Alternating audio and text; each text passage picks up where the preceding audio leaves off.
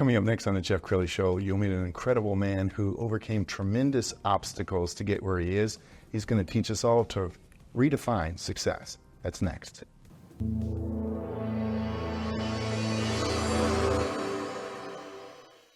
Many are predicting that the worst is yet to come, which is unfortunate, said one person here.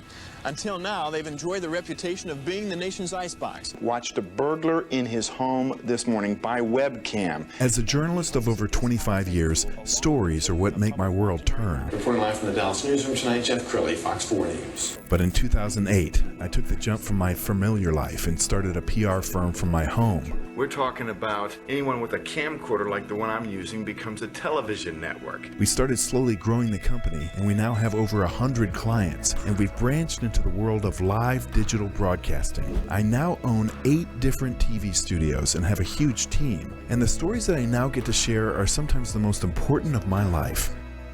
Life has a funny way of coming around full circle. This is the Jeff Crilley Show.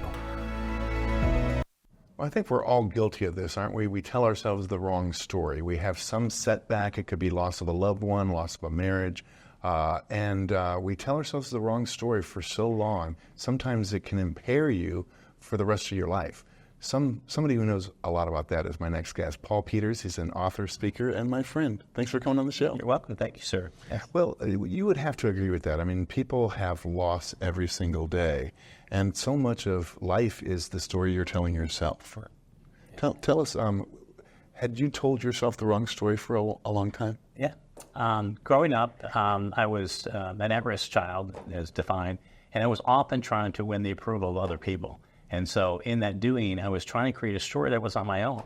And so it left me unfulfilled. And when you're looking to fulfill your fulfillment based on how other people view you, trying to win their approval, you're never going to be telling your true story. And when I got to the point recognizing I have a story to tell, and I want to be able to tell that story, because it was being genuine, being sincere. Absolutely. Yeah. He impresses me so much. They made a video of him and it's his life story. Let's go ahead and roll that now.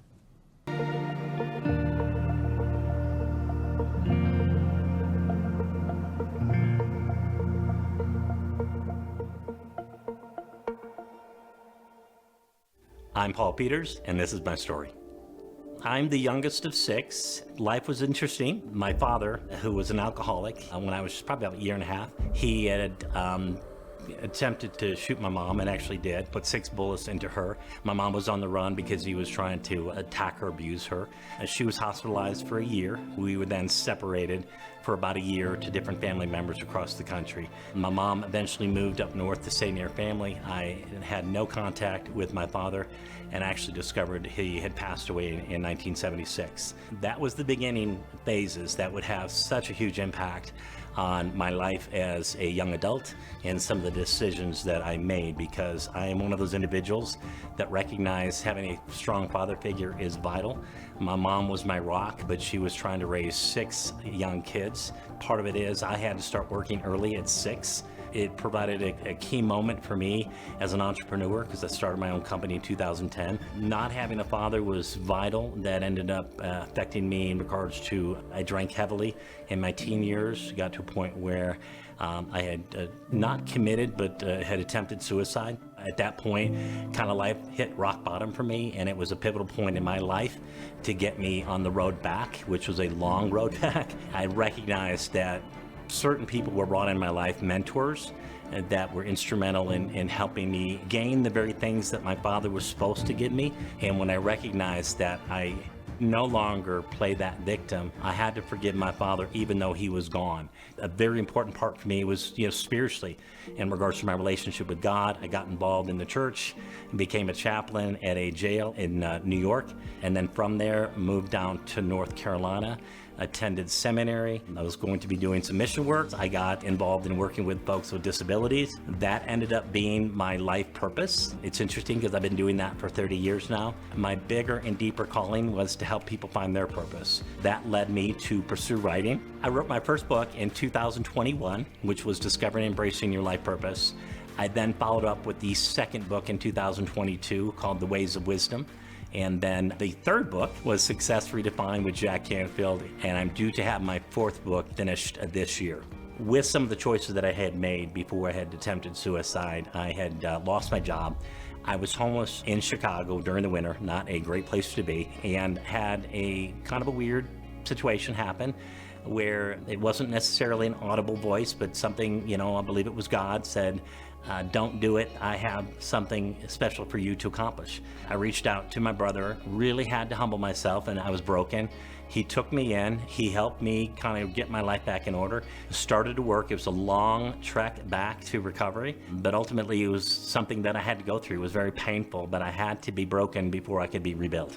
Failure are opportunities. We fail because we don't have the knowledge, the awareness to make the best choice. But if we have an understanding that we failed for a reason, and if we understand why we failed, we can make a course correction and get back on path. I had great opportunities with family members, friends, mentors who helped me stay the course, helped to encourage me. One of the great lessons is you're not in it alone. And you've got to be humble to recognize, to ask for help when you need it. And I have such a deep love for myself because for me, what God has revealed and how precious I am. And so I recognize that if I have that love for God and love for myself, then I can effectively love other people. And that's what my life is all about. Loving other people and serving them and helping encourage them that they can do great and wonderful things. When we deal with unforgiveness, we are trapped and tied to a past experience, a past event. Dreams are always future oriented. And so if we are stuck in the past, we cannot ever fulfill our dreams. So we've got to cut the ties, and that's where forgiveness comes in, so that we can live in the moment and dream, and then walk, what I call walk in faith, and encourage to accomplish those dreams. Because I tell people, your dreams are not given to you just for you. They are given to all that will be impacted. You think about Henry Ford, you think about Edison, you think about Einstein. The gifts that they were given have blessed us all. And if we don't let go of the past and live in the present moment and just live in a state of, I can accomplish all things, great things. And when we're tied to the past through unforgiveness or anger and all those things, we can't move forward to the future. And so those dreams will just be dreams. They will never be achieved. It's funny, people ask me, how do I accomplish all the things that I do? And a lot of that's coming from mentoring, strategic coach. That's one of the mentor groups that I'm involved in. I have a lot of dreams. I have a lot of passions. I have a limited life just like the rest of us, and I want to leave a legacy. I try to keep my focus, one, on my kids. That is my number one priority, my relationship with God, and leaving an impact. I tell people my goal every day is to leave somebody better than I found them. And so I have the opportunity through my company to be a blessing not only to the staff, but the folks with disabilities. I get a blessing every day with my nonprofit where I get to serve people who are homeless, veterans, people struggling with addiction, to make an impact and bring a collaborative effort of reconciliation and healing in the community. And through the power of my books and my public speaking, I get to share the hope, the story, my story, because my story could be your story. When I give somebody the opportunity to recognize that there is hope, you don't have to remain in the past, you can let go of those things, then I've hopefully left them better than I found them. If I give one person an opportunity to live a dream, they could impact their world and change their life. And it's because I took that chance and I just shared my dream with them. My son that I adopted at 11, he would have severe behaviors and he would attack me, but once it was done, it was done. He was very loving. And so it helped me recognize, don't harbor when somebody attacks you. A lot of times, for whatever reason, they're going through something. And it helped me really magnify that forgiveness. God creates each of us unique. If we focused more on appreciating people's differences than criticizing them, we would be in a much better world. And I've just kind of taken that approach, and that's been the greatest lesson. They've taught me patience. They've taught me what real love is all about and what real forgiveness is. Also, recognizing in their limitations are their assets. They have so much to give us that we who are quote unquote non-disabled really need to open up our eyes and our ears to learn. Paul, the thing that impresses me most is that word forgiveness. Talk about the power of forgiveness. Sure. The reason the situations with forgiveness is hard, it's usually because somebody has done to offend you or you have offended them. And it creates a rift, a conflict in that relationship. And many marriages are broken, relationships are broken. A lot of times people, because they have been offended, it's harder for them to forgive that other person. They feel like that person needs to be justified, or they need to be justified on what they did to bring that harm. And what ends up happening is the person who was hurt gets stuck or connected to the person that offended them, and they're not able to move past that moment in time. So they really live in the past because that offense is then turned into anger, resentment, and bitterness. And so I tell people, when the power of forgiveness is not so much for the other person who offended you, it's for you, so that you can be free from the offense that occurred.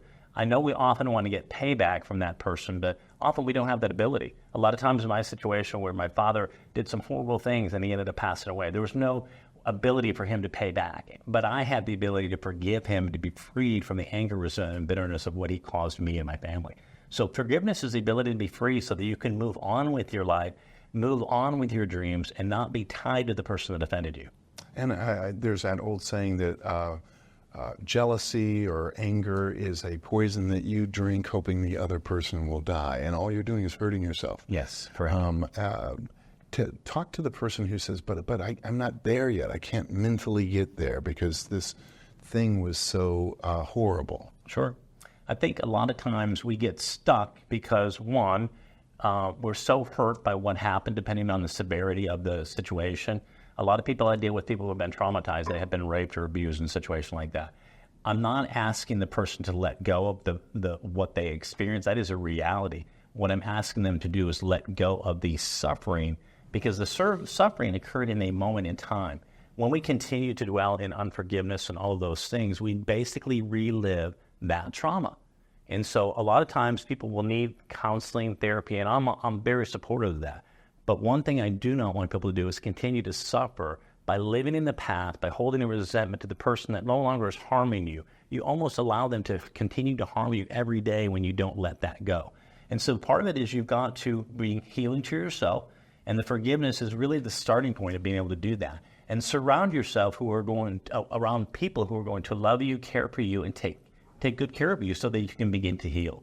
Absolutely. We're going to pull up his website, and as we scroll down the website, let's talk about your speaking career. You have now a national television show. Yes. I mean, you're a busy man. Yeah, thank you.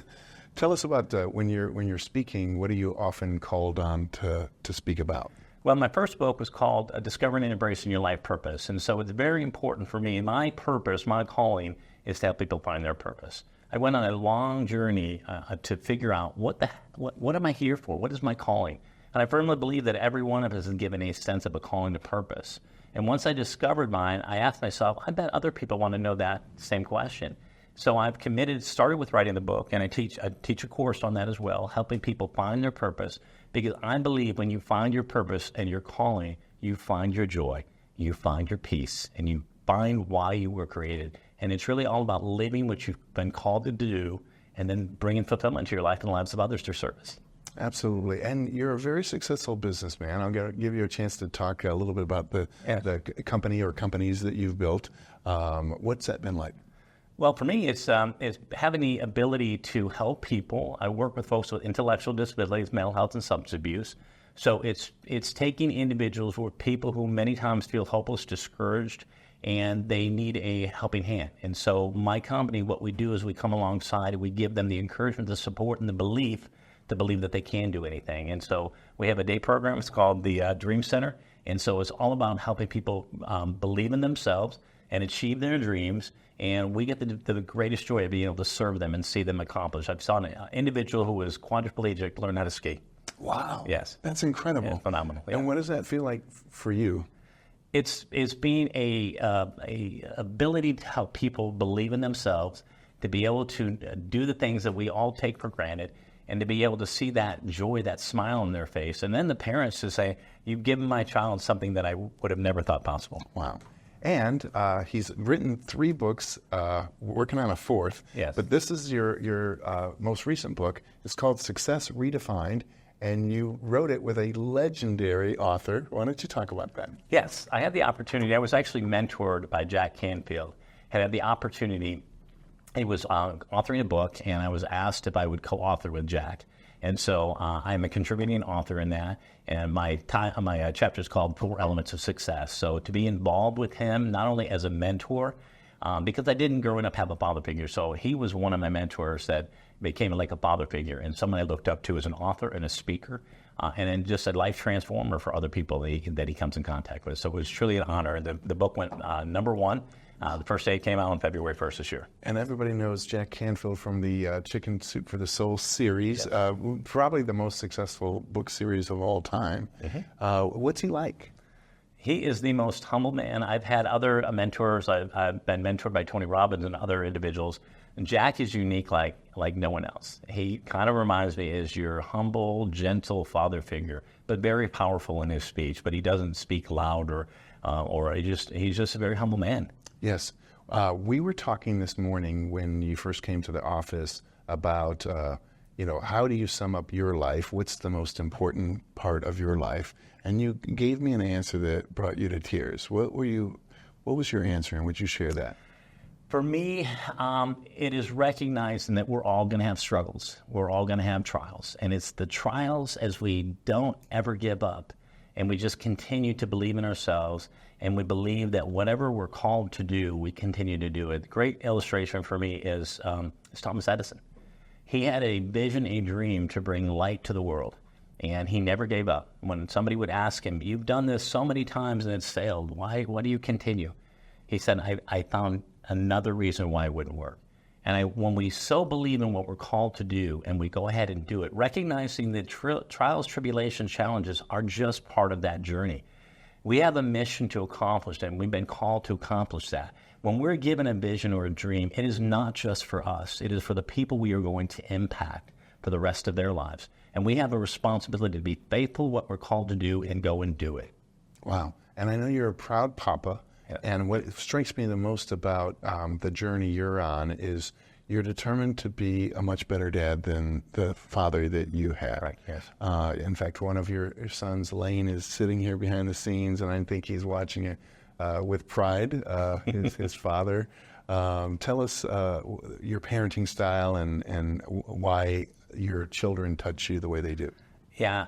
Growing up, not having a father figure really compelled me. When we go through challenges and difficulties, we have one of two choices. We can either become better or bitter. And I chose, after a crucial moment in my life, is quit playing the victim. And I recognized when I was given the ability to have kids, I was going to be the best dad I could be. I didn't have a good role model, but I knew I wanted a life better for my children. And when I was given that opportunity, and I went through a very challenging divorce, it became even harder to be able to put forth the effort to be there when I was prevented from being there. And I stuck with it. I stood by my kids. I continued to see them, and I had the greatest relationship. There's no greater honor, no best-selling books, no businesses, no money. Nothing compares to being a father, because the very thing I needed as a child when I didn't have a father was the father that I found in God. And so I just try to be that model for my kids, because the impact I make on them will impact generations, their children and their children's children. And I know all children are kind of looking at mom and dad and modeling them. What do you hope that your children are learning from the life you're living? The one thing that I want to leave as a legacy is, did I love well? And my children know that I would do anything for them, that I love them and I will be committed. I will drop everything to spend time with them to make sure that they know they're number one in my life. And if we can leave that impression with our kids, they will always know that they're better because their mom and their dad loved them. And they didn't love them with word, they loved them in deed and action. I think we might want to wrap this segment up. Yeah. Otherwise, we'll both be meeting the Claytons. The great Paul Peters. We're going to leave you with his website, which is paulpeters.world. Paul, thanks for coming on the show. Thank you, Ben. Appreciate it. That's it for now. We'll see you next time.